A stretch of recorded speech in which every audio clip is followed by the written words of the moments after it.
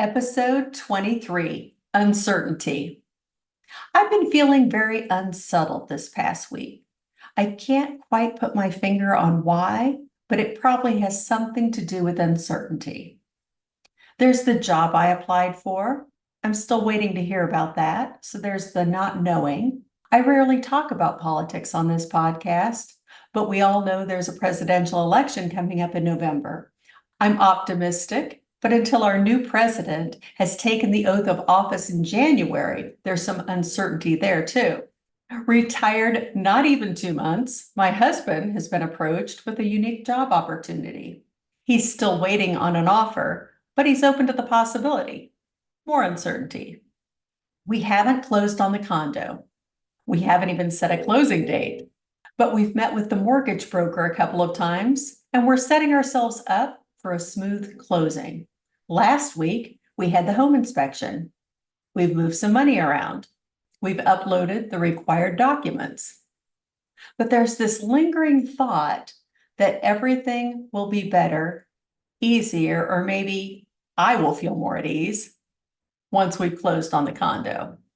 I also find myself threading the needle of staying in a Zen-like place of abundance while not spending money frivolously. Honestly, it's where I like to live. Maybe the challenge now is staying out of fear. You know, that scrimp and save and barely get by mindset, that sense of lack. I don't like uncertainty, never have.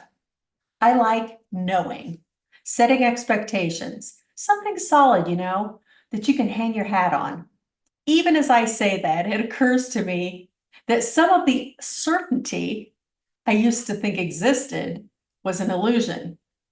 The unspoken rules of when and how you retire, for example. The pithy sayings. Early to bed, early to rise makes a man healthy, wealthy, and wise. That's some fucking bullshit.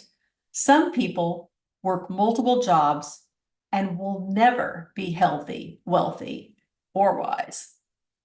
They will simply be poor. It's just not that easy. And of course, I've learned that certainty can lead to complacency.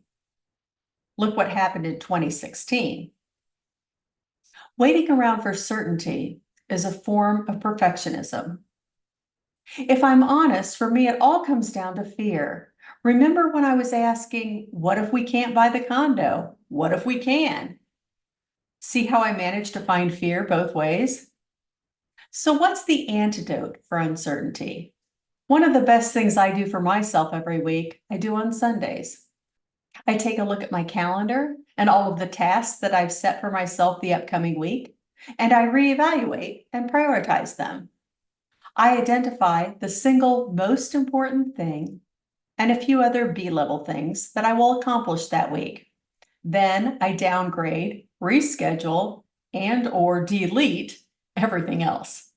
This provides me with clarity, eliminates overwhelm, and I feel a sense of accomplishment and pride at the end of the week because I've guaranteed my own success. There's also a sense of doing what's in my control to do. I imagine the outcome that I know what I want, and assuming things fall my way, know certain things need to be done in order to pave the way. My contributions, my actions, alleviate my uncertainty. And I lean into Jennifer Pasteloff's clarifying question, where am I deciding that it's hard beforehand? It's up to me. I get to decide. To quote Orson Welles, if you want a happy ending, it depends on where you stop the story. That's it for this week. Thank you so much for listening. If you enjoy this podcast, please share it with a friend. I'll see you next week.